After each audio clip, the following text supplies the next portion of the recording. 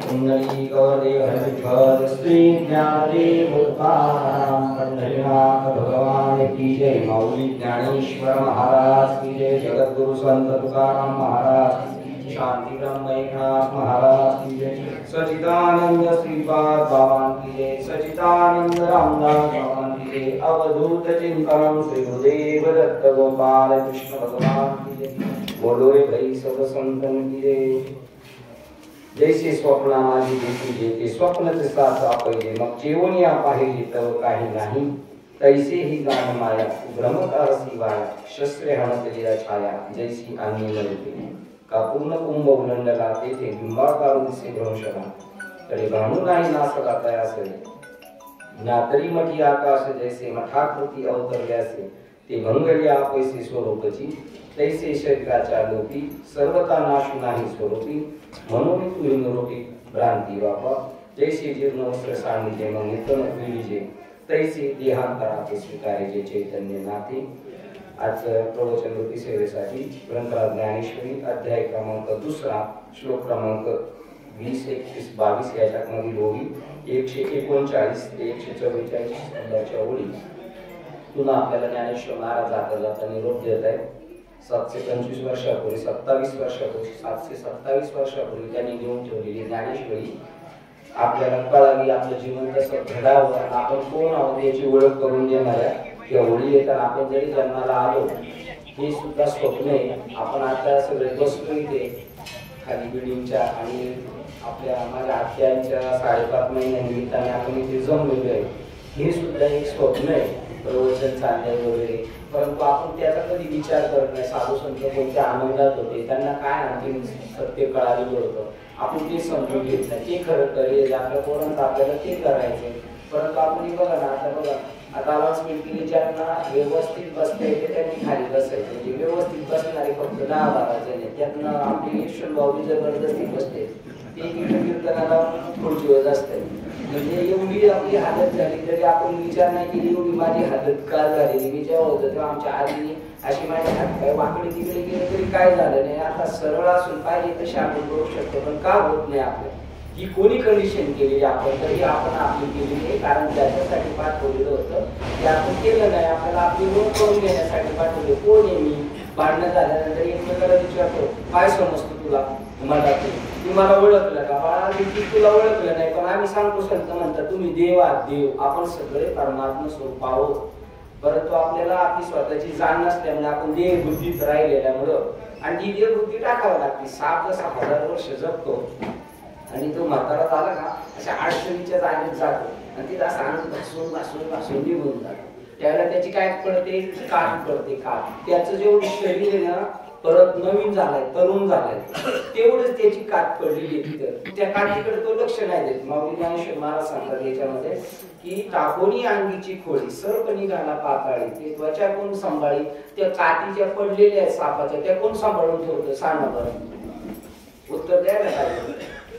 आमचे दत्तात्रय दादा नलावडे ते आम्ही बारीक होतो तेव्हा आले का आम्हाला गोळ्या बिस्किट, तेव्हा आम्ही त्याच्यामध्ये पाठीमागे जायचं, पाहुणा बोलवायला आलं का ते चहा पाणी देणार आपल्याला लहानपणी, हे की नाही, पण आता बघा बरं ही जी सापाची काठ आहे ती सांभाळतात माणसं, आपण सांभाळतो, आता तुम्हाला फार जवळ घेऊन गेले, कशासाठी सांभाळतो सापाची काठ, नाही आपल्याला माहितीच नाही, पण जुने आपल्या आजोबांच्या वगैरे त्यांच्या ग्रंथात पाहिले असते ना आपण, का किती दहशत आहे त्याची, काठीत काहीच प्राण नाही, जीव नाही, काहीच नाही, पण किडा मुंगी लागू शकत नाही, पण त्या सापाला त्या काठीबद्दल काही प्रेम आहे का, बिलकुल नाही, किडा म्हणून। तसे ही शरीर आपण टाकत आलेलो आहे, पण आपण अज्ञानात टाकत आलेलो आहे, अशी 84 लक्षणे, हे जे बघा शोपीसची झाड आहेत ना अशी आपण होतो।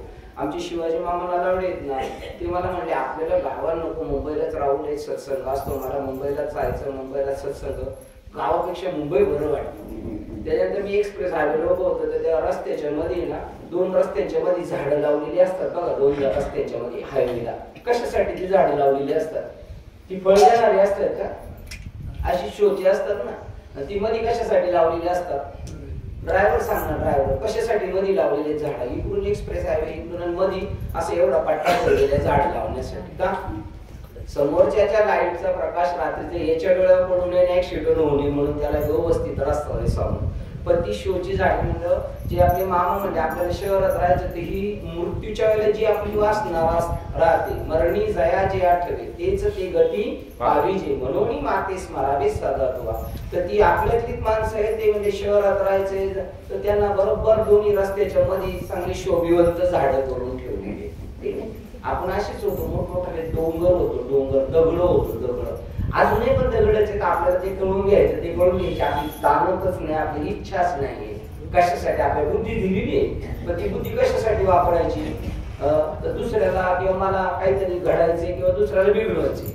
पण आपलं स्वतःचं आत्मचरित्र, मी कोण आहे, कुठून आलो, कशासाठी आलो. आता आपण आलो, आम्ही रात्री आमच्या गुरुवारांची पुण्यतिथी होती ओटीला आणि आत्या गेल्या त्यावेळेला दुसऱ्या गुरुवारांची पुण्यतिथी रावरीला.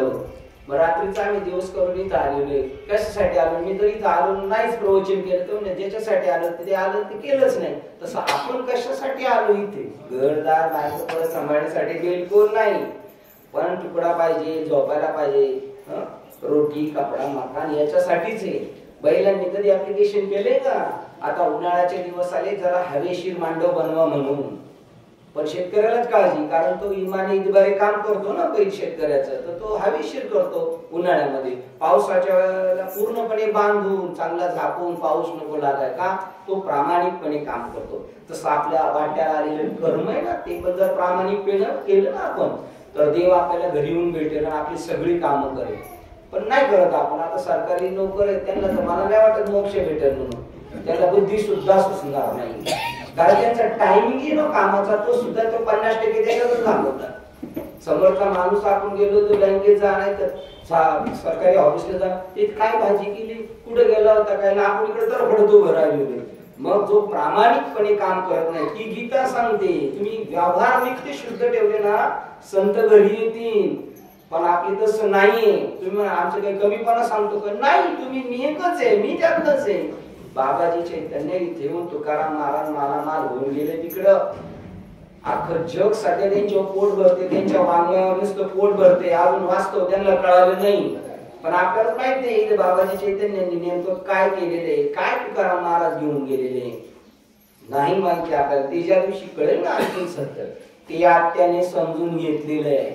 हो, हरिपाठ सांगतो, जर तुम्ही त्याच्यात घुसले याच्यामध्ये, तर जरी तुमच्या घरच्यांनी नाही कामधंदा केला, नाही माळ घातली, तरी तुम्ही त्यांना सोडू शकता. एवढी ताकद या ज्ञानामध्ये. पण ते आपण आत्मसात नाही करत. मी सांगत असतो आमची आजी पणजी खापत पणजी त्यांना पण सोडवणार आपण इथे बसून, असं ज्ञानेश्वर महाराज हरिपाठात सांगतात. ज्ञानदेव सांग झाला हरिपाठ आणि पूर्वजा वैकुंठ मार्ग सोपा. इथे रस्ता सांगेल कोणी मध्यरात्री एकमेकाला अनोळखी माणसाला. पण आपल्या आजोबा आजोबा खापरपंजोबांना आपण इथे बसून वैकुंठात पाठवू शकतो. एवढी ताकद या ज्ञानामध्ये, त्या ज्ञानेश्वरीमध्ये, भागवत मध्ये, बाबाजी चैतन्यांच्या समाधीच्या तिथे गेलो ना आपण, ते आपल्याशी बोलतील. तुकाराम महाराजांना जेव्हा बाबाजी चैतन्य भेटले तेव्हा 40 वर्ष अगोदर त्यांनी समाधी घेतली होती बाबाजी चैतन्यांनी. तुकाराम महाराजांनी तिथं एकदम अट्टास केला, इतका अट्टास केला जसा मासा पाण्यातून काढल्यावर जसा तर पडतो तसं तुकाराम महाराज तिथं आल्यानंतर गेलं. जीवना वेगुणी मासोळी कैसा तुका तळमळी. तर 40 वर्ष अगोदर समाधीत असणारे महात्मे बाहेर आले आणि त्यांना असं आमने सामने बसून त्यांना ती दीक्षा दिली, ते ज्ञान दिलं.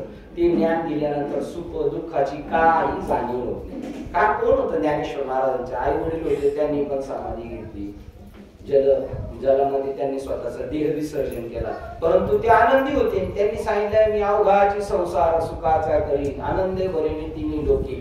सगळ्या जगाला मी सुख देऊ शकतो. ज्यांना संध्याकाळी तुकडा मिळत का नाही त्याची चिंता होती, मिळेल की नाही, मिळालं तरी नीट खाऊन देत नव्हते.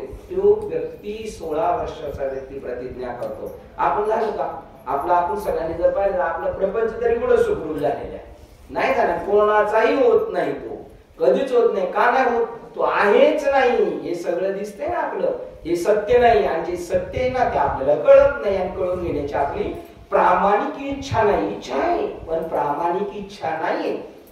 आपल्याला प्रामाणिकपणे दूध पाहिजे, दूध आता तर किती आम्हाला शहरात तर कळत नाही. पण इथले म्हणतात पिशवीतलं नाही घ्यायचं, शेतकऱ्याच्या तिथं घ्यायचं, तो 2 तास त्याने तिथं जाऊन उभं राहायचं, म्हणजे जसं पाहिजे तसं मला दूध पाहिजे आपल्याला व्यवस्थित.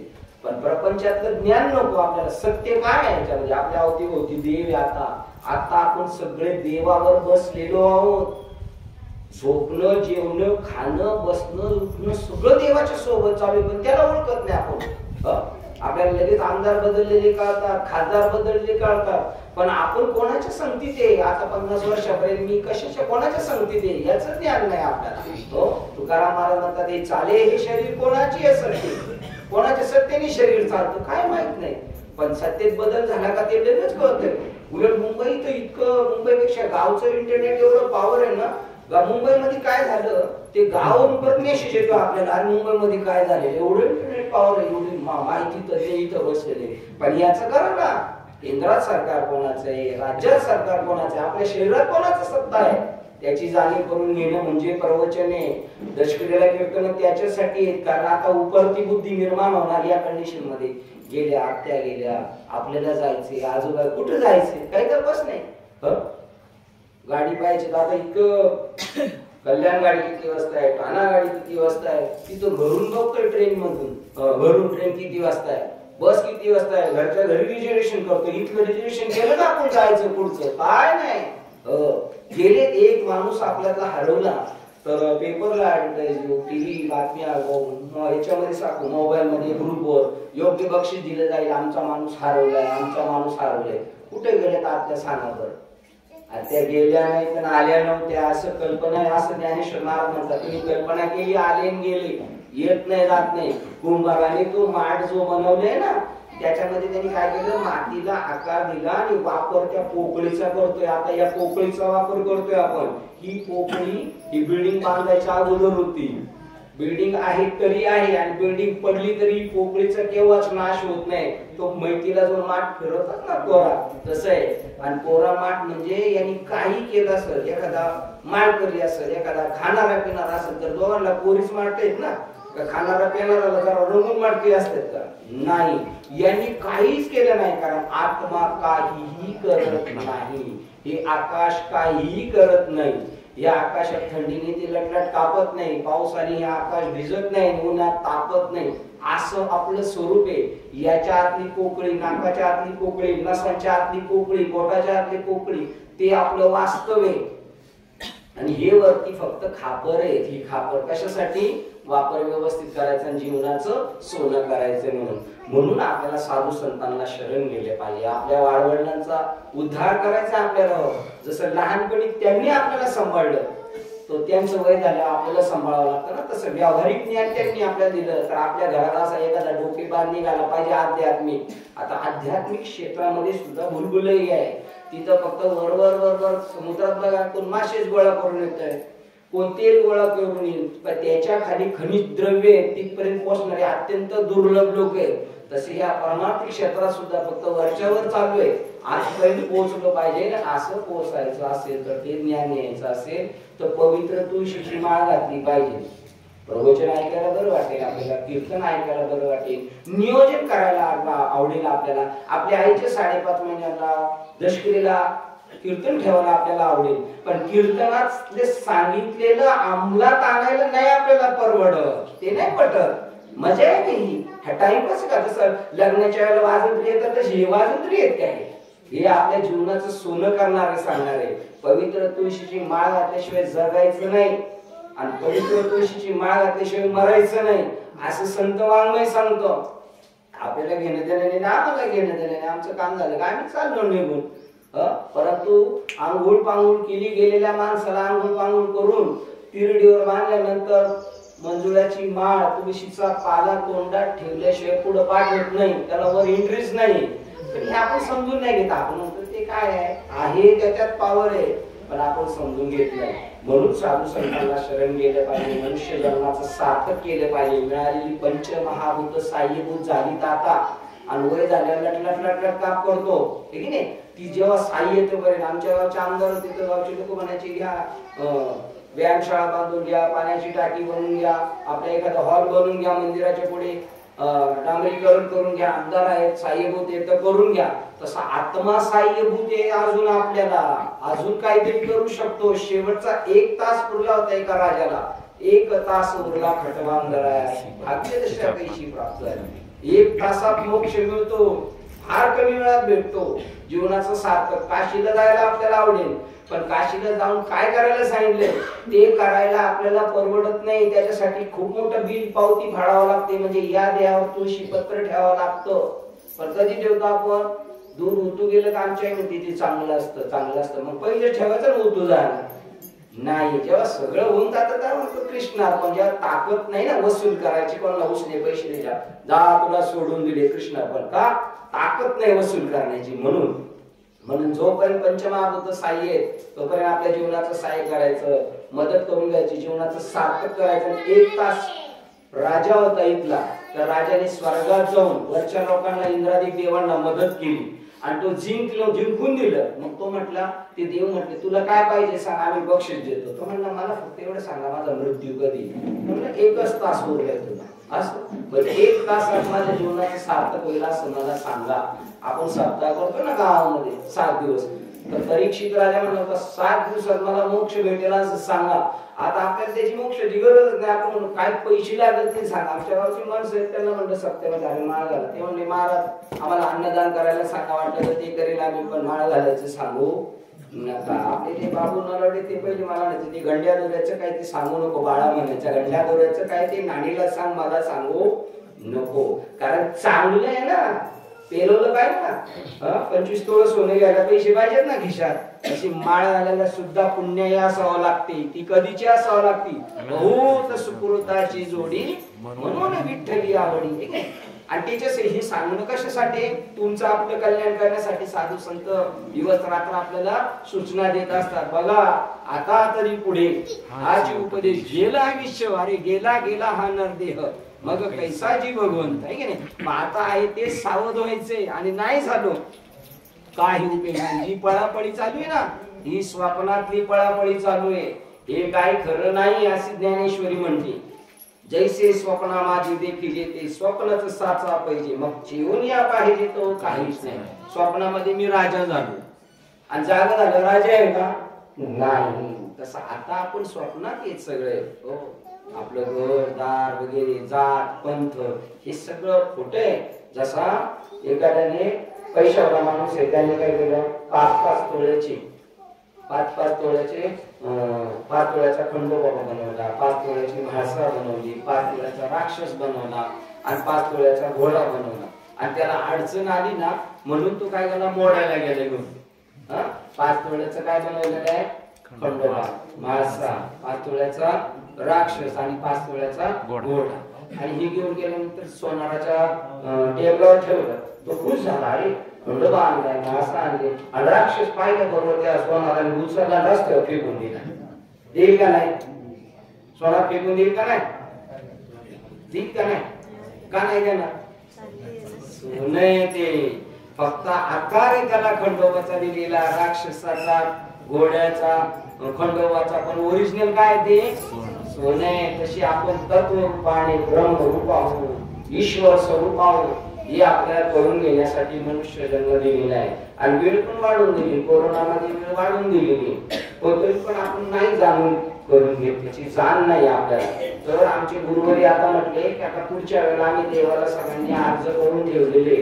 कोरोना झाला तेव्हा जरा लोक आली होती, हिशेबात आली होती, पण आता परत पहिल्यासाठी करायला लागले. तर आता परत येणार आहे, चालू झालेली काही काही लक्षण. आता 6 वर्षाचं सांगितलं साधू संतांनी अर्ज करून पाठवले. आता आला तर कोरोना किती वर्षाचा येणार आहे? 6 वर्षाचा. मग त्यावेळेला आपली उरली सारली सगळी निश्चिती करून येणार. सापाला कुठपर्यंत मारत राहतात. सापाला जोपर्यंत त्याची वळवळ चालू आहे तोपर्यंत फटके बसणार आहेत. तोपर्यंत आपली जोपर्यंत देह बुद्धी आहे ना ठासून बसले तोपर्यंत फटके बसणार. आणि त्याच्या मारतात कुठं माहिती ना, सापाच्या शेपटीला नाही मारत, तोंडावर फटके मारणार त्याच्या. असं म्हणून त्याच्या अगोदर जो सावध होतो तो भाग्यवान आहे. हे सगळं स्वप्न होते, तो खंडोबा आणि राक्षस ही स्वप्न होते. ओरिजिनल काय ते सोने. म्हणून आपण तसं जाग झालं पाहिजे. आपण आत्मा शुद्ध चैतन्य आहोत. आपण खाणारा पिणारा असला तरी तो तेच आहे.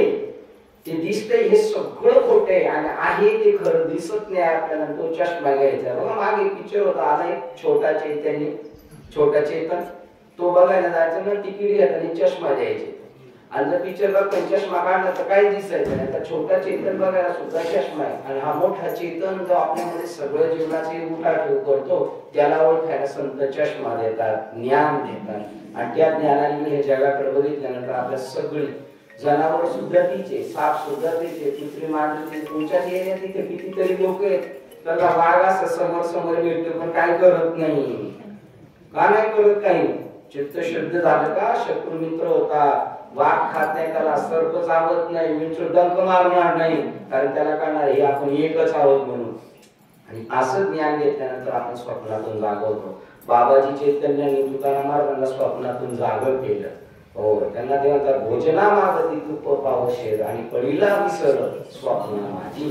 मी स्वप्नात तुकाराम आहे, मी देऊचा आहे, मी मोरे वाण्याचा माझा धंदा होता, हे सगळं विसरून गेले आणि मी देह नसून मी आत्मा आहे, मी वासुदेव तत्वता अशी त्यांना जाणीव झाली. हे जाणून देण्यासाठीच आपल्याला हे कर्मकांड सुद्धा, भारतीय कर्मकांड सुद्धा तत्वज्ञानच सांगते आपल्याला. बघा बरं, मी नेहमी सांगत असतो नवरदेव पूर्वी जसं टांग्या बैलात किंवा ट्रॅक्टर मध्ये मिरवत आणायचे लग्नाच्या अगोदर आणि मंदिरात का नवरदेव त्या ट्रॅक्टर मध्ये उतरून पाया पडायला मंदिरात जायचा आहे की नाही. मग मंदिरात पाया पडायला जाताना तो त्याच्या पायात ते बूट काढून देवळात जायचा का बूट घालूनच जायचा? बूट घालून जायचा आहे की नाही. आणि नामांकित महाराष्ट्रातले एक नंबर कीर्तनकार आणले आणि त्यांचं कीर्तन ते फेटा वाजून आले आणि त्यांचं विसर भोळेपणाने त्यांनी बूट काढलंच नाही आणि डायरेक्ट मंदिरात गेले. आपण काय म्हणणार? बाबाच्या डोक्यावर परिणाम झाला. बाबा सात्विकी आणि नवरदेव खातात पेटाळे दोरा ते पिऊनच नाच नाही तरी सुद्धा तो बूट घालून जातोय, कारण तो आज माणूस नाही, त्याला जाणीव करून देतोय तू कोणी साच देव आहेस.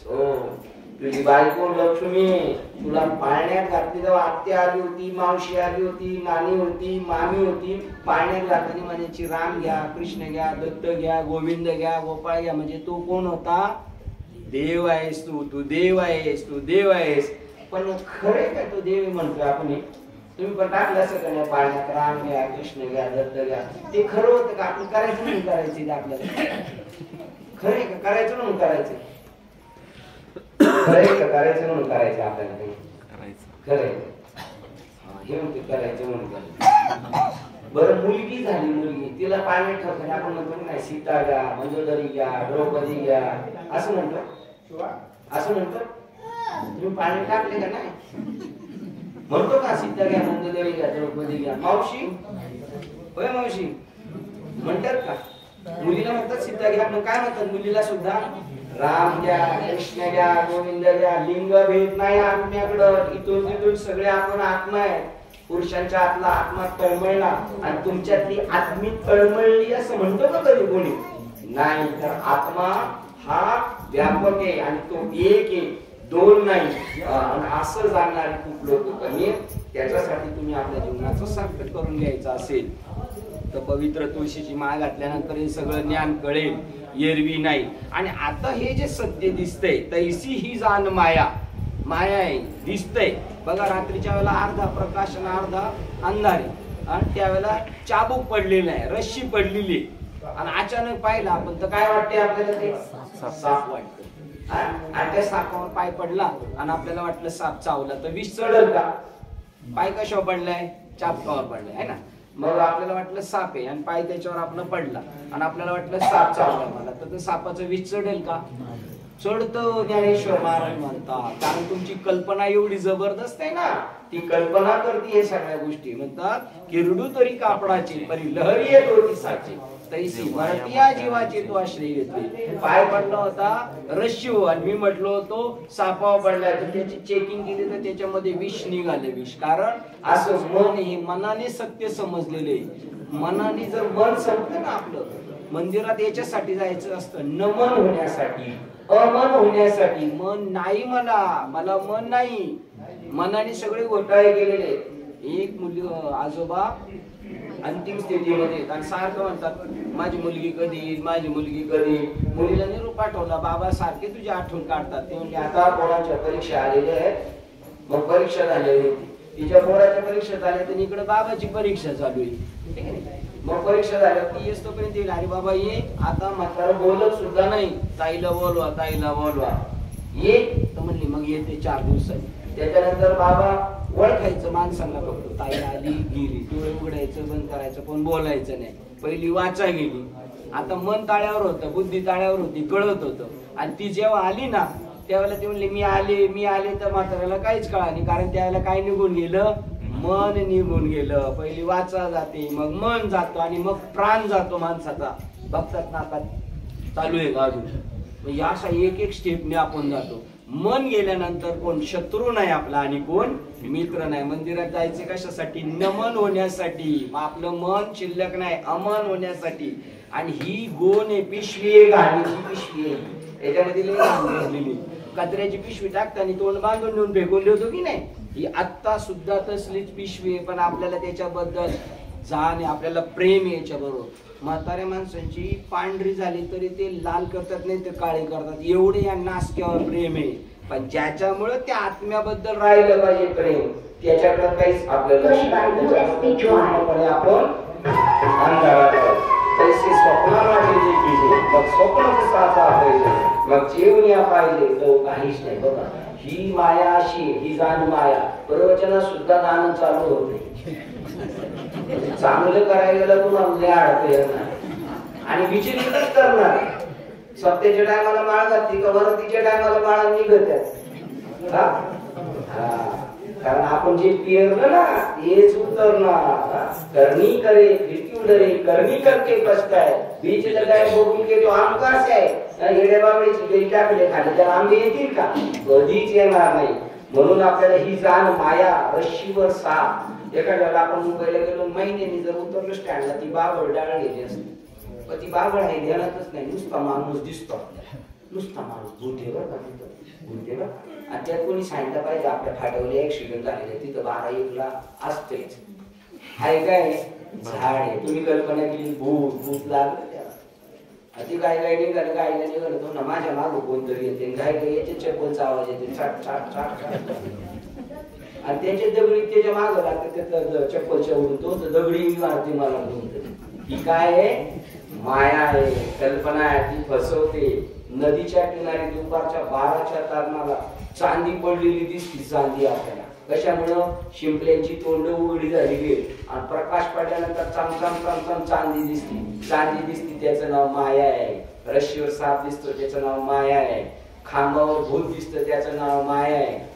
दुपारच्या वेळेला असं उन्हाच्या झळाच्या वेळेला असे नदी वाहते असं दिसतं 10-20 फुटाच्या पुढं आपल्याला. आता आपल्या तेवढं डोकं दिले, पण हारमाना नाही डोकं दिलं. त्याला काय वाटतं पाणी पाणी, ते पळत जातं तिथं नाही पाणी, पण ताणलं पुढं दिसतंय, पळत जातं, पण त्याची पाण्याची गाठ होती कधी असं उरपडून मरून जातं. तशी आपली कंडिशन आहे. सुख शोधता शोधता शोधता मरून जातो, पण सुख भेटत नाही. आणि सुख कुठे, तैसा हृदयामध्ये मी राहू असता सर्व सुखाचा आराम, का भ्रांतासी काम विषयावी. सुख कुठे आहे, हृदयात आहे आपल्या. देवाने चान्स दिलेले आहे, त्याचा उपयोग करून घ्या. 84 लक्षणीमध्ये कुत्री मांजरं गाडलं झाडं झुडपं, आपण त्याला एन्जॉय म्हणतात. तिकडे करून आलं सगळं एन्जॉय.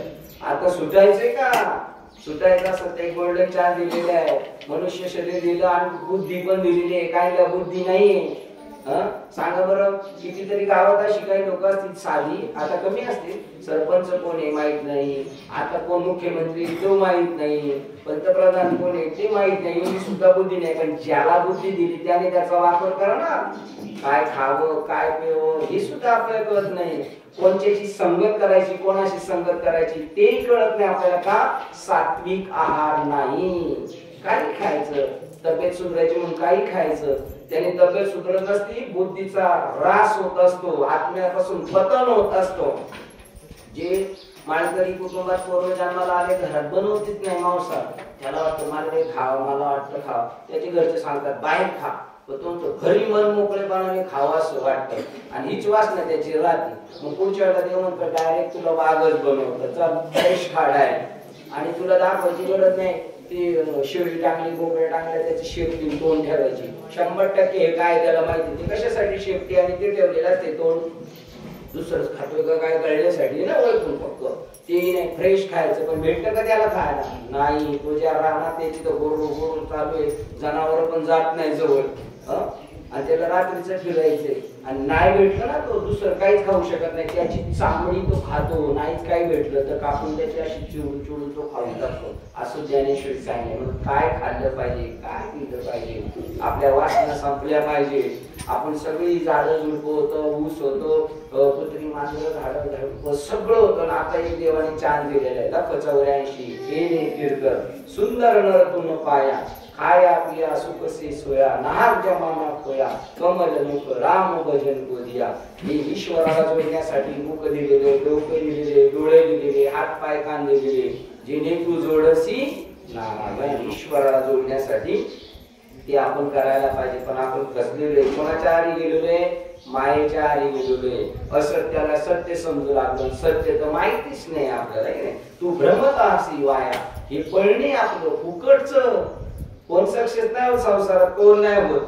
सिकंदर बादशाह सक्सेस नाही झाला, कोण नाही होत. आजा मेला, पंजा मेला, बाप नसला गेला. कोणाचा संसार सक्सेस नाही होत, कारण तो आहेच नाही. असता तर झाला असता, होणार नाही. तू भ्रमत असे वाया. तुम्ही म्हणाल कसं काय होणार नाही, आम्ही तर पाहतो. आता तुम्हाला मग सांगितलं मृगजळ आहे, मृगजळ. पण लांबून काय दिसते? पाणी, लाटा चालल्या. मग एक गावाला मुंबईवरून आला तो, नाही इथं तर लय पाणी. लगेच कर्ज बी काढलं तर आपण लाख रुपये लगेच पाईपलाईन केली आणि फुटबॉल टाकला, पाणी येईल गावावर. कारण तो भ्रमलेला आहे. तसं हा भ्रम हे सगळा, हे पक्क लक्ष ठेवायचंय. हे पटणार नाही आपल्याला, कारण आपल्याला कळते हे सगळं खरं नाही काय चाललंय. पण आपण ज्या एरियात आणि ज्या जागेत वावरतोय, ज्या जगात वावरतोय, ते जग असत्य खरं नाहीये. ते म्हणतात तू भ्रमत असी वाया शस्त्र हाणतरी या छाया जैशी अंगी नव्हते. आपली सावली खरी आहे का? सावली गटारात काय पडली, पवित्र ठिकाणी तीर्थात जरी काय पडली, सावलीचं काय गेलं नाही. गाडीच्या खाली उडून गेली, गाडी आपल्या सावलीच्या अंगावरून गेली तरी आपल्याला काय लागत नाही. सावलीला जर कुऱ्हाडीने तोडायचं म्हणलं, कुदळीने तिला खांडून गाडायचं म्हणलं तरी ती गाडली जात नाही. कारण ती काय आहे? सत्य नाही. ती सावली जशी खरी नाही तशी हे शरीर सुद्धा खरं नाहीये आणि हा संसार सुद्धा खरा नाही, पण त्याच्या मागे लागलेले. कसं उदाहरण दिलं? 4 माठ भरून ठेवलेले पाण्याने आणि वरून सूर्याचं प्रतिबिंब त्याच्यात पडलेले. आणि बारका पोरगा म्हणायला लागला, आई त्या माठामध्ये सूर्य पडलाय, माठामध्ये सूर्य पडलाय. पडलाय का? ते तुम्ही म्हणत बारका पोरगा म्हणत, आम्ही कशाला म्हणू? आमच्या बुद्धीला तलक आहे, बिलकुल तलक बिलक काय नाही. नासक्याकडे रुची आहे आपली, शाश्वताकडे नाहीये. त्याच्या आपल्या ती बुद्धी कळत नाही. याच्यात काय आहे? तो फक्त त्याच्यात प्रतिबिंब पडलेले. सूर्य कुठे आहे? वर आहे, तो पडलेला नाही. पण त्याच्यामध्ये पाणी टाकून दिलं तर सूर्य गेला का पडून? जन्माला आला होता का?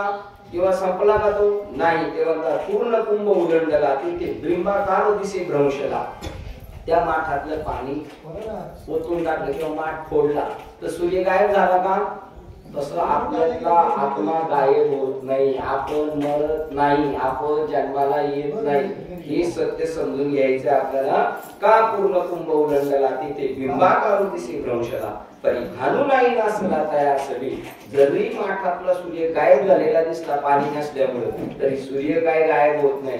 तरी तशी आपल्यात आता आपण एवढे सगळे आपल्यातला जरी चैतन्य आपली हालचाल जरी बंद झाली तरी आपण नाश पावत नाही. आपण आणि आपलं शरीर वेगळे, मी आणि माझं घर वेगळे, मी आणि माझी गाडी वेगळी आहे. तसं मी आणि माझं शरीर वेगळं आहे. पटेल का आपल्याला? नाही. व्यवहारात म्हणतो आपण, आता माझी प्रकृती मला साथ देत नाही. म्हणजे मी आणि प्रकृती कसं झालो?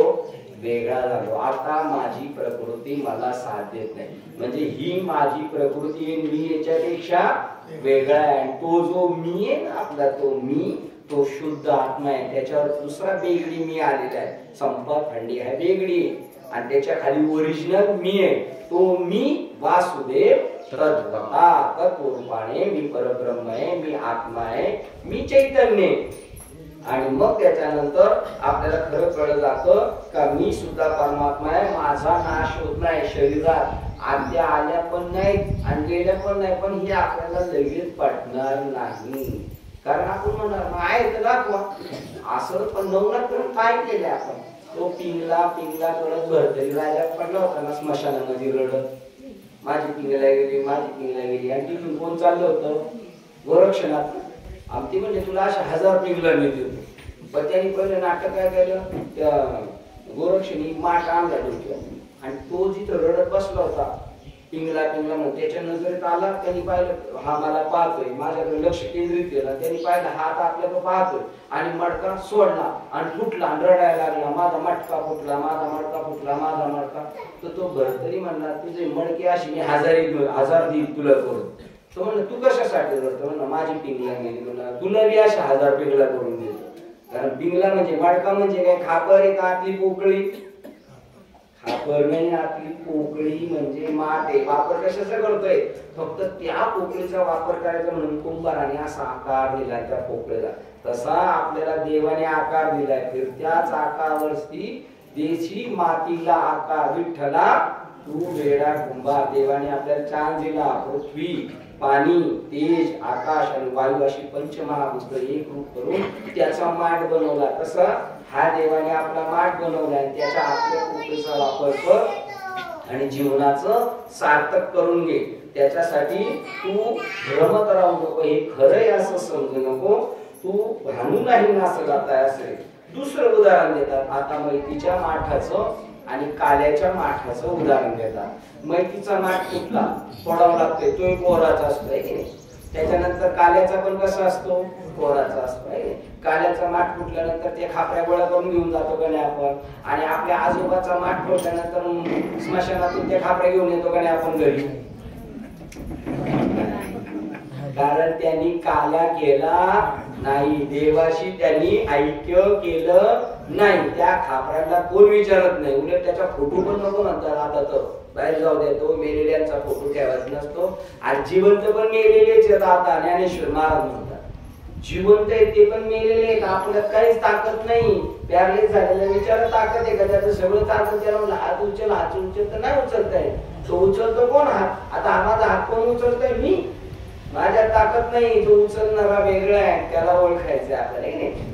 मग त्यावेळेला तो ज्याचं जीवाचं आणि देवाची भेट झाली त्या खापऱ्यांना किंमत आहे, आणि ज्याची नाही झाली त्याचा काहीच उपयोग नाही की नाही. त्याप्रमाणे ते उदाहरण देतात आपल्याला समजण्यासाठी. ना तरी मठी आकाश जैसे. मठाच्या आत काय आहे? आकाश आहे की नाही. मठाकृती अवतरले दिसे. बघा कुंभाराने काय केलं, बारकं गाडगं केलं, मडका बनवला, रांजण बनवला, पण त्याला पंचमहाभूतच वापरली का नाही. आणि आतमध्ये काय केली, पोकळीचा वापर करतोय. तशी ही पण देवानी काही मडके बनवले, काही गाडगी बनवले आणि काही रांजण बनवलेले. माणसांमध्ये सुद्धा आहे का ते रांजण ते त्याप्रमाणे.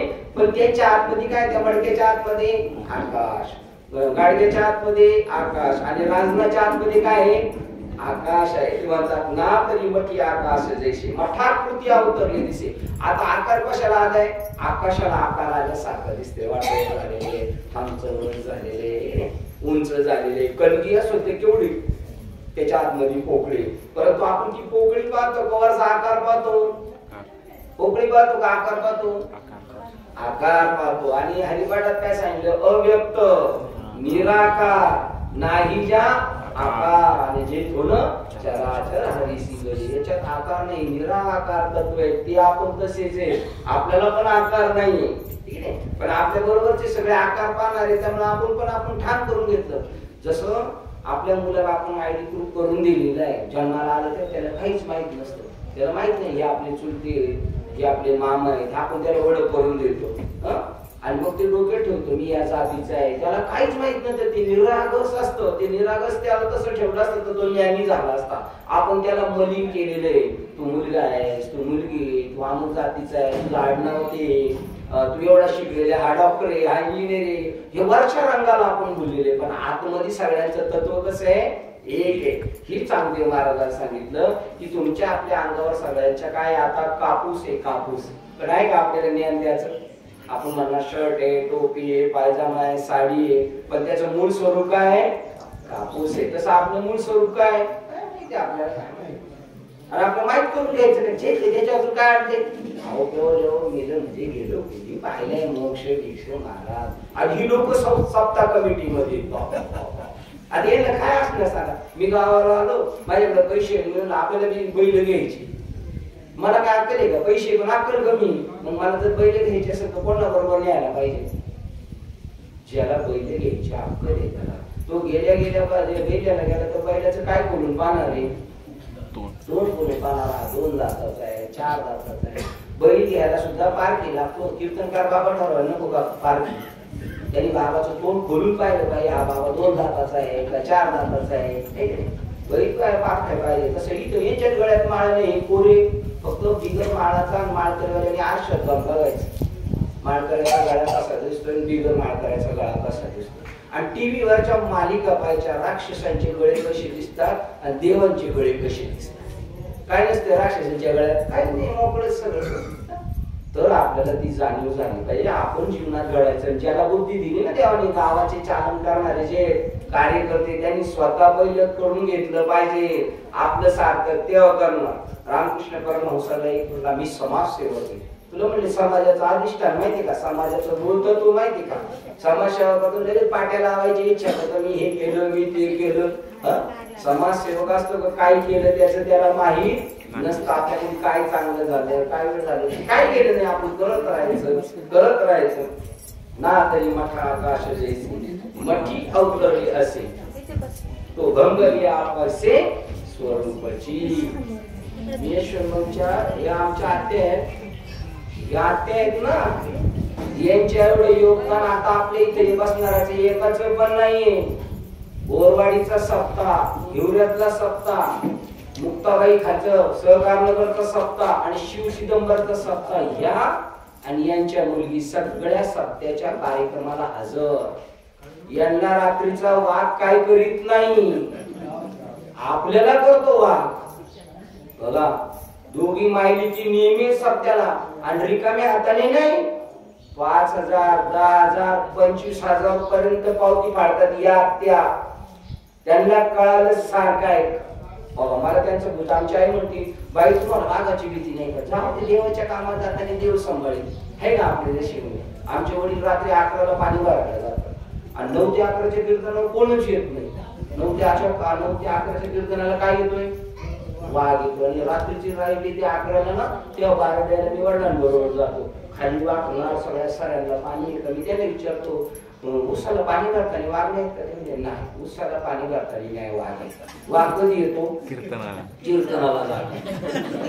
कारण उसाची किंमत कळाली ना, एक पाणी कमी पडलं त्याचे पैसे कमी येतील. तसं इकडची बी किंमत कळाली ना, मग कळत. इथलं पीक काय माहिती का? 84 लक्ष मध्ये फिरावं लागत. जर देवाची ओळख नाही झाली तर काय होतं ते तुम्हाला सांगतो. ऋषी पंचमीचा ग्रंथ वाचत असत का? नाही वाचत. टाइम कोण नाही वाचायला. कशाला टाइम नाही? वाचायला टाइम नाही. मरायचंच ठरवले आपल्याला, वाचायचं नाही. आपण ऋषी पंचमीच्या सणात दिलं की पोळ्याचा स्वयंपाक केलाय आणि आता नैवेद्य ठेवायचं. पोळ्यांचा पोरं म्हणजे आई भूक लागली ते, मला भूक लागली तर मी सांग तुझ्या वडिलांना नैवेद्य ठेवलं का तुम्ही जेवा. मग त्या आला तो मालक गायला, हिनी नैवेद्य बनवून ठेवला होता. गेल्या देवळात ठेव, इकडे ठेव, उकुड्यावर ठेव. उकुड्यावर नैवेद्य ठेवायचा आणि बैल राहणार याचा बांधून आता मांडत आणि उकुड्यावर नैवेद्य ठेवला.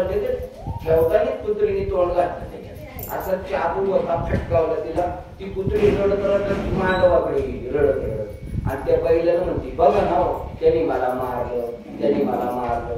ते म्हणले का मारलं? म्हणजे तू तोंड घातलं होतं म्हणून. अरे तू तोंड घातलं, तुला दिलं नाही. मला बरोबर म्हणलं, मला हिरवा घास टाकलाय पुढं, पण माझ्या तोंडाला मुस्क बांधलेले. माझ्या पुढं घास टाकलाय पण मला खाता नाही. ते कोण होते? दोघं नवरा बायको होते, हे पोराकडे राहत होते. ती पुत्री ना बघा, आपल्याकडे बघा 4 पत्रिका जर एका दिवशी लग्नाच्या आल्या, 4 पत्रिका, तर सुनबाई एका लग्नाला जाते, मुलगा एका लग्नाला जातोय, सासूबाई तिकडं, सासरा इकडं वाटून. मग आजी कशाला माहिती का? आजी घरी घर सांभाळायला. मांजरांनी उडी मारली तरी म्हणते कोण आलं. म्हातारीच्या डोक्यात काय? अहो पंजा आजा मुंबईला आल्या त्यांना जॉब लागलाय. पंजा आजा मुंबईला आले तर त्यांना जॉब लागलाय. काय झालंय? मुलगा कामाला, सुनबाई कामाला, नातू कामाला, नातसून कामाला. मग पंथी कोण सांभाळायची? आजीला जॉब लागला. आजी मुंबईला नाही आली, म्हातारीला कामाला बोलवले तिकडं. कामाला बोलवले म्हातारी भूषण सांगते मी मुंबईला. आपल्या संसार करता करता गेलो आता का पोराचा करायचा नाताचा करायचा का आपली कधी सोडवून करणार आपुली आपण सोडवून. ती म्हातारी कुणी आलं का म्हणायचे कोण आलं मारता मारता म्हातारीच्या डोक्यात काय फक्त घर. मग मेल्यावाली कुत्री होऊन घर सांभाळायला कोणी आलं आणि तो जो तिचा नवरा रिटायर झालं काय केलं पाहिजे रिटायर झालं वाचलं पाहिजे ग्रंथ शोधलं पाहिजे. हे मुंबईवरून रिटायर आलं गावाला पानाची पट्टी टाकली आणि चुना लावून बसलाय पाना. याचा संसार झाला आता पोराचा करतोय गाय दूध बसलेले ते नाही शोधणार आपलं सोयीत काय. मग मेल्यावर लेखाचा प्रपंच ओढाय बहीण म्हणून आलेलं आहे. हे ऋषी पंचमीच्या ग्रंथात लिहिलेलं आहे. आपल्याला पुढे वेळ आहे आपल्याला वेळच नाही चांगलं पाहायला आपल्याला वेळ नाही आहे की नाही. मग ते म्हणतात का बरं असं झालं मायेच्या आहारी गेले म्हणून असं झालं. मग त्या माठातलं आकाश जसं नाश पावत नाही तसं आपला कोणाचा नाश नाही होणार आहे. पण हे मरायच्या अगोदर पडून घेतलं तर इथून नाही घेतलं कळून तर नुकसान होणार आहे का आपलं 100% नुकसान होणार 100%. कोण होणार आपण जर असं जागलं नाही आत्मा जाणला नाही तर आपण पुढे काय होणार आहे 100% काय होणार. तुकाराम महाराज म्हणजे मी स्टॅम्प पेपरवर लिहून देतो खंती ते न करा कोणी गाढव पुत्रा. तुम्ही कशी काय बोलले असं आम्ही गाढव पुत्र होणार. अरे मुलाचे पाय पाण्यात दिसतात आणि तुमचा आपल्याकडे रोजचा अनुभव आहे. आपल्या घरातले आजोबा पंजोबा गेले त्यांना नदीवर जाळून करून आणला आपण तर त्यांच्या झोपाच्या जागी पीठ झाकून ठेवतो की नाही. कशासाठी पीठ झाकून ठेवतो सकाळी घुलून प्रताप पाहिजे आजोबाचा कुत्रा झालाय आणि चिमणीची पावले सापास काढताय. हे चांगले केलं म्हातारी का असं केला. पोरांनो कर्जबाजारी करून ठेवले करोड रुपयाचं कर्ज करून ठेवले म्हाताऱ्यांनी म्हणून त्यांची ही परिस्थिती. हे कर्ज केलेले आत्म्याला ओळखलं नाही खाल्लं गेलं मग पोरं तेच करतील तर दुसरं काय करणार. तीच लिंक चालू ठेवणार बाप जसा गेला आजार गेला 15 गेला बाप मसणार गेला देखत ना तू पण तोही तैसा झाला. ती लिंक सोडायची नाही म्हणजे आपल्याला तसंच चालू ठेवायचं. ते कोणीतरी खंड केलं पाहिजे ते थांबवलं पाहिजे. ज्ञानेश्वर महाराज सांगतात शरीर कशासाठी दिले येण्याची शरीर शरीरा येणे सरे किंबहुना येर झाला चिरापुढे या जन्म मृत्यूतून सुटायचंय. इथून सुटल्यानंतर 84 लक्ष योनीमध्ये फिरावं लागेल. आणि वडाचं झाड झालं तर एक ते जवळजवळ काही वर्ष वडाचं झाड टिकून राहतं का त्याच्या पारंब्या खाली आल्या का ते मूळ थकायला लागलं का ते बाकीचे सपोर्ट मागतात. काय काळजी करू नको आम्ही तुला सपोर्ट देतो इकडून. त्या उत्तर भारतामध्ये 4-4 एकर मध्ये वड आहे 2000 वर्ष वड जातच नाही. आता समजा वडाच्या झाडाला गेलो का 2000 वर्ष रटतो का. मी माझ्या आजोबांबरोबर जायचं वडाला निवड ठेवायला. आता मला असं वाटतं मी आजोबा झालो तरी वडाला निवड ठेवणार पण वड जाग्यावरच तो हलणार नाही. अशी 84 लक्ष योनीमध्ये फिरावं लागतं. 7-10-1000 वर्ष जगतो. म्हातारा झाला का काट टाकतो म्हातारा झाला काट टाकतो सुटत नाही. पण 84 लक्ष योनी फिरून झाल्यावर एकदा देव चान देतो बाप सुटायचे का तुला. शेवटची पाळी एक मनुष्य जन्म आणि चुकली अवर्म तेरा पडे. जर नाही जाणून घेतलं तर मग संपलास तुला कोण वाचवणार नाही. मग संपलं. म्हणून ते म्हणतात स्वरूप कधी नाश पावत नाही. आत्म्याचा केव्हा नाश होत नाही. आत्या कुठे गेल्या नाहीत आहे तिथंच आणि आपण पण जात नाही येत नाही परंतु आपण ते समजून घ्यायचं. तैसे शरीराच्या लोपी सर्वता नाश नाही स्वरूपी म्हणून ही निरोपी भ्रांती बापा. शरीराचा नाश झाला तरी आपला नाश होत नाही. आपण चालूच ठेवतो कपडे बदलतो तसं ते सांगतात जैसे जीर्ण वस्त्र साडीजे मग नूतन वेळीजे तैसे देहांतराते स्वीकारीजे चैतन्य नाते. जुने कपडे फाटले का म्हणजे तर नवीन परिधान करतो तसं हे शरीर जीर्ण झालं का आत्मा हे शरीर टाकून देतो आणि नवीन घेऊन येतो. पण आता आपल्याला एवढंच करायचं का नवीन शर्ट घ्यायचं असेल कपडे घ्यायचे असेल तर माणसाचीच घ्यायची जनावरांची नको. त्याच्यासाठी ही धावपळ करायची. पवित्र माळ संतांची भेट प्युअर साधू भेटला पाहिजे. प्युअर साधू भेटला तर आपल्याला हे सगळं ज्ञान कळत. आता हे सगळे साधूचा पोषक करून सगळे बाजूला पोहोचेल. आपल्याला आपला प्रपंच करायचा त्यांना त्याचा प्रपंच करायचा. तर प्युअर साधू भेटायला आपल्या मागील जन्माची पुण्याही असावी लागते. तुम्हाला चेचे असं कुठं असते का. पण तुम्हाला व्यवहाराचं उदाहरण सांगतो. आपल्या गावामध्ये बिगर पाण्याचं दूध भेटेल का. बिगर पाण्याचं नाही भेटणार. बरं आपल्या सगळ्या चुलत भावाकडे भेटेल का बिगर पाण्याचं दूध तर त्याला काही बोलू शकतो का आपण? काय बाबा दूध पाणी घातलं नाही, कारण त्याची गाय खाटी होती, दूध देत नव्हती, आपली दूध देत होती, आपण बी तेच धंदे केलेले, त्याच्यात पाणी आपणच घालून दिलेले. बरं आमची आई म्हणते अरे दुधात पाणी घालावं लागतं, नाही तर कास जळती गायची. खरे काय लबाड साधे चोरटे तर चोरटे, उलट अजून दुसरं काहीतरी सांगायचं. मग त्याप्रमाणे आपल्या गावात शुद्ध दूध भेटू शकत नाही, तसा प्युअर साधू भेटायला पुण्य असावं लागते. आपण जर आपल्या आईची डिलिव्हरी मामाच्या इकडे झाली असेल तर मामीने रात्रभर पाचवीच्या दिवशी त्या समय तेल टाकलं पाहिजे आणि प्रकाशमय चटणी दिलं पाहिजे याच्या कपाळावर. याच्या जीवनात साधू संतांच्या भेटीचा योग आहे, होणार असं लिहिलं पाहिजे. त्याला होतं नाही तर एरवी नाही होत.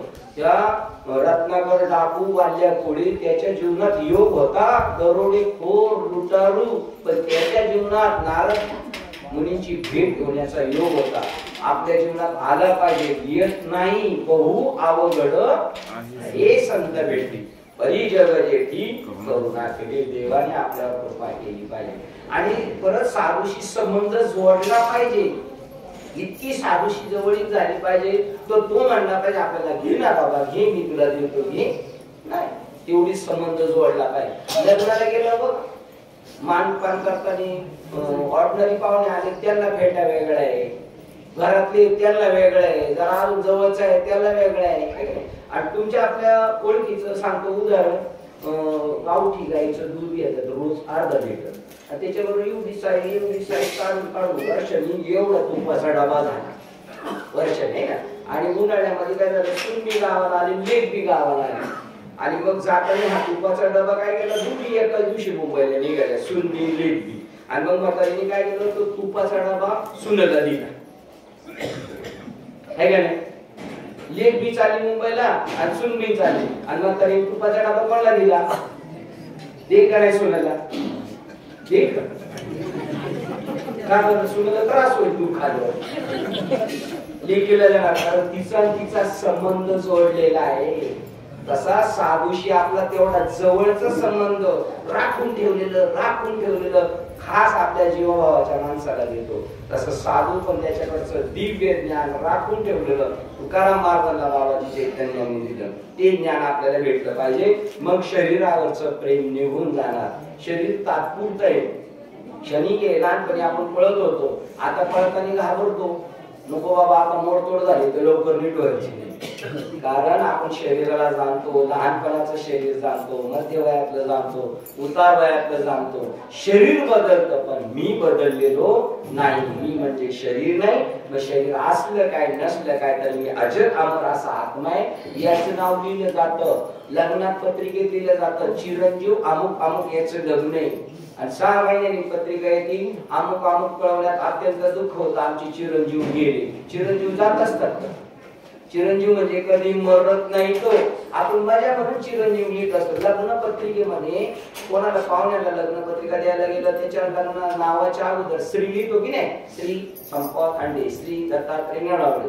मग तो श्री कोण आहे आणि दत्तात्रय नलावडे कोण आहे. दत्तात्रय नलावडे शरीर आहे आणि त्यांच्या आत्मधला आत्मा आहे ना तो श्री आहे, तो परमात्मा आहे. राज्य व्हावे ही श्रींची इच्छा आहे. का म्हणे माझे हेची सर्व सुख पाहिन श्रीमुख आवडणे. श्री म्हणजे आत्मा. मग ती महिला असू नाही तो पुरुष, पुढे श्री आहेच, तो आत्मा आहे, तो चिरंजीव आहे, तो नाश पावत नाही. शरीर नाशलं तरी तैसे शरीराच्या लोपी, शरीर दिसत नसलं तरी सर्वथा नाश नाही स्वरूपी. स्वरूपी म्हणजे आत्मस्वरूपाचा केव्हाही नाश होत नाही. दागिने मोडले, सोनं मोडतंय का, दागिने मोडलं सोनं मोडतंय. सोनं आहे तसंच आहे, फक्त सोन्याला आकार वेगळा देतो तो सोना. आता बघा बरं, या जुन्या गाड्या झाल्या त्या स्क्रॅप होतात. म्हणजे काय होतं, कंपनीत पत्र जातो, तो परत नवीन बनवून येतो. मुंबईला दुपारच्या टायमात जुने कपडे घ्यायचे आणि नवीन भांडी घ्यायची, अशी माणसं फिरतात मुंबईत. त्यांचे काय डोकं चक्र नाही का, काय कळलं.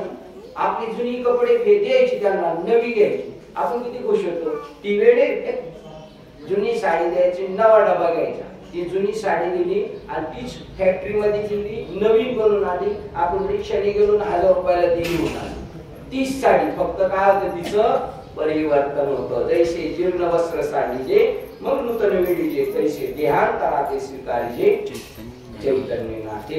शरीराचा नाश होत नाही, शरीराचा नाश होतो पण आत्म्याचा नाश नाही होत आणि नवीन नवीन शरीर बदलत असतो आपण. पण मनुष्य शरीर मिळावं पुन्हा याच्यासाठी प्रयत्न करायचा, तेव्हा मिळालेलं शरीर त्याचं सार्थक करायचं. का म्हणे जन्म आल्याचे सार्थक विठ्ठलाची एक देखया. पंढरपूरला गेलं दर्शन नाही झालं तर समाधान होतं का? नाही. आणि दर्शन नाही झालं तसं आत्म्याचं दर्शन झालं पाहिजे. मरायच्या अगोदर आत्मा काय, मी नेमका कोण आहे हे मी नाही, आणि हे कळून घेण्यासाठी देवाने मनुष्य शरीर दिलेलं आहे. ते मिळायला खूप भाग्य लागतं, खूप मिळत नाही. स्वर्गातले देव म्हणतात आम्हाला पाहिजे मनुष्य जन्म. आपण ऐकलेले पण आपले कान अशी झाले शेळमड झालेले. ते नदीच्या कडेची जमीन कशी असतात, पाय ठेवतात सांभाळून नाही तर डायरेक्ट खाली जशी, कारण ती शेवाळलेली. तसं ते कान असे आपले शेवाळलेले, आमच्या जीभ शेवाळल्यासारख्या. काय बोलतो हे कळत नाही. स्वर्गीचे अमर इच्छिता ते देवा मग त्रिलोकी व्हावा.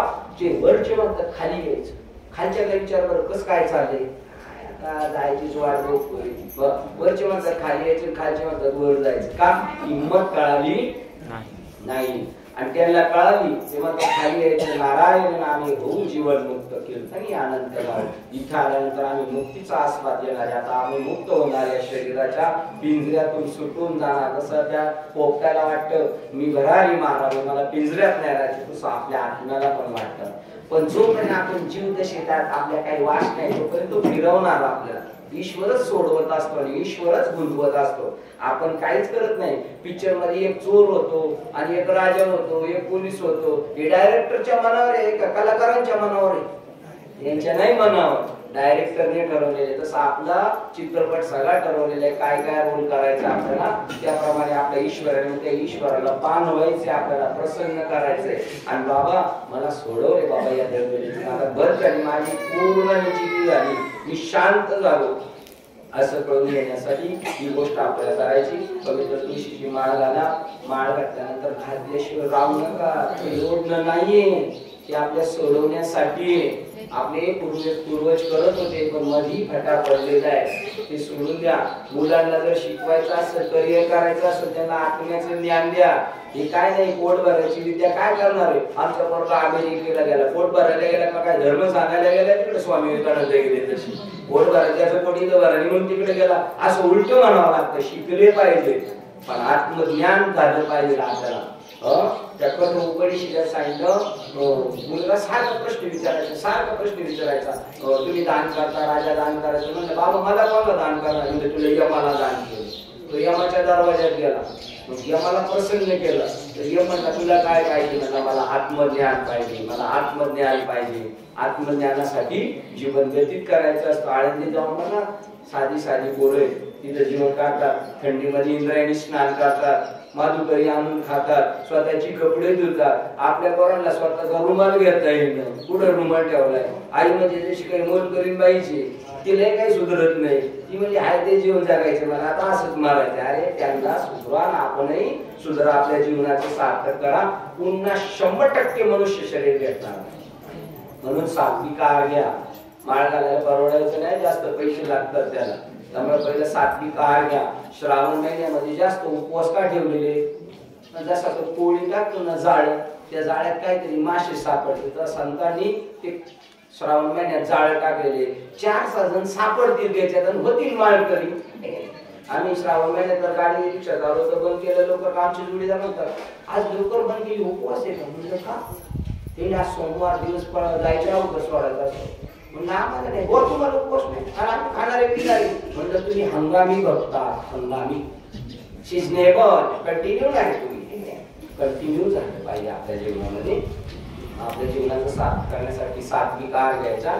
श्रावण महिन्यामध्ये जसे उपवास तसं आपल्या जीवनामध्ये सात्विक आहार झाला का सत्वगुण वाढला का तो ज्ञान शोधतोच. त्याला भूक लागते त्या सत्वगुणाला, मला ज्ञान पाहिजे, मला ज्ञान पाहिजे. मग त्या शोधात निघतो. आपलं जीवन सात्विक करा, आपल्या मुलाबाळांचं करा, आपल्या मित्र परिवाराचं करा, आपल्या गावाचं करा. गावाचं कीर्तन करायचं. आपल्या गावात कीर्तन असलं त्याच्या गावाचं नाव काय लिहितात? हा एकटा तर चाललाय पण गावाला पण घेऊन जाईल एवढी पावर आहे या वारकरी संप्रदायाच्या ध्यानामध्ये. त्याच्यामुळे स्वतःचं जीवन आपली पूर्वजी जाऊन अटकले ना 84 योनीमध्ये त्यांना पण सोडू शकतो. आणि घरादारात मन गुंतवायचं नाही. आता जाता जाता कळालं पाहिजे आपल्याला हे काही खरं नाही. आमची आई गावाला आली होती, तू जात नाही तिकडं, तो वावरात तो शेजारी इकडं सरपत चाललाय इकडं सरपत चाललाय. आईला म्हणलं ते डोक्यातून काढून टाक, नाही तर तू बांधाव इडी बाबळ होऊन येशील आणि त्याला इकडं सरकूनच नाही द्यायची. आता आपल्याला सरकायचं ना, आत्म्याच्या तिकडे जायला पाहिजे ना. मरताच्या वेळेला वासना ईश्वरमय झालं पाहिजे आणि त्या ईश्वरमय वासना मरताच्या वेळेला होत नाही. अगोदर केलं असेल तर पोळ्या खाल्ल्या तर पोळ्याची ढेकर येतील, सिकळपुरी खाली तर ते. तसं जे आयुष्यभर केलं ते मरणात आठवतं, नाही तर दुसरंच आठवतं काहीतरी. म्हणून जीवनाचं सार्थ करण्यासाठी गोविंद जोशीची माळ साधूचा शोध करा. समाजसेवक गावातले कार्यकर्ते असेल त्यांनी पहिली माळ घाला, ज्ञानेश्वरी वाचा, भागवत वाचा, मग कीर्तनाची तारीख ठरवा, नाही तर आपल्याला कळणार नाही. आपण कोणाला घेऊन येऊ आहे की नाही. सासू पहिली बघायला ती पोरगी, तिला पसंत पडली तर पोराला पाठवती. तिने चॉईस केली तरी पण चार लगेच नाही हातात देत, नाही तर इकडची तिजोरी खाली करून तिकडची भरीत ती. अशी हे बाबा लोक इकडच्या आपल्या तिजोऱ्या खाल्या करून तिकडे भरतायत. म्हणून आपल्याला जाण पाहिजे आपण लुटारूला घेऊन आलो का त्यागी माणसाला घेऊन आलोय, आपल्या जीवनाचा हित करणारा आणलाय का त्याचं हित करणारा आणलाय. तशाप्रमाणे तुम्हाला सेवेसाठी सर्वांच्या निवडलेल्या होत्या अध्याय क्रमांक 2 आणि त्याच्यामध्ये 20, 21, 22 नंबरचा श्लोक. आणि माझ्या अध्याय आमचं नेहमी बसणं आमचे गुरुपर्यंत त्यांना अनुग्रह प्रबोध सगळ्या गोष्टी झाल्या होत्या, त्यांच्या जीवनाचं सार्थक झालं. हे निमित्त मात्र हे करायचे आपल्या पाहुण्याला, नाही तर त्या सुटलेल्या याच्याकडून. आणि सगळ्यात जास्त मदत मला यशवंत भाऊ नलावडे यांची मुंबईमध्ये. आम्ही टाळ वाजवतो त्याच्यामध्ये त्यांचे पैसे चांगलं काम करायला पहिलं असतं आणि माझं नाव आलं नाही पाहिजे, पण पुढे काही कमी पडलं तर सांगा. अशा प्रकारचं त्यांचं योगदान आहे. मोठमोठ्या महात्म्यांचं त्यांचं बसणं होत नाही. आम्हाला आमच्या गुरुवाऱ्यांना आणायचं होतं पण आज काल आहे गोटीमध्ये, त्यामुळे बाबांची पुण्यतिथी काल झाली त्यामुळे त्यांना आज पुन्हा येता नाही आलं. नाहीतर खूप चांगल्या मोठमोठ्या साधू संतांशी भाऊंची संगत आहे आमचं, त्यांच्याशी बसणं होत नाही. आणि परत तुम्हाला एक सांगतो, तुम्ही जर माळ नाही घातली तरी पण आम्ही तुम्हाला सोडवणार, मधी सोडणार नाही. हे वर्ष श्राद्ध दशक्रिया पितळे हे कशासाठी, ते गेले असेच खाते मेले, त्यांना सोडवण्यासाठी आपलं चाललंय. 50 माणसं जेव्हा घालायची पुढं ढकल, ते खो खोच्या खेळामध्ये पुढं पाठवायचं ते चाललंय. पण इकडं मात्र जर आपण स्वतः समजून घेतलं तरी त्यांना 100% सोडू शकतो. एवढी त्या ज्ञानाची पावर आहे. एखाद्या साधूच्या दृष्टिक्षेपात आपण आलो तरी आपलं कल्याण होणार. त्यांचा चरण स्पर्श करताना त्यांच्या स्पर्श झाला तर झटका बसलं, ते आपल्या शेजारी बसले त्यांच्या अंगावरचा वारा सुद्धा आपलं कल्याण करू शकतो.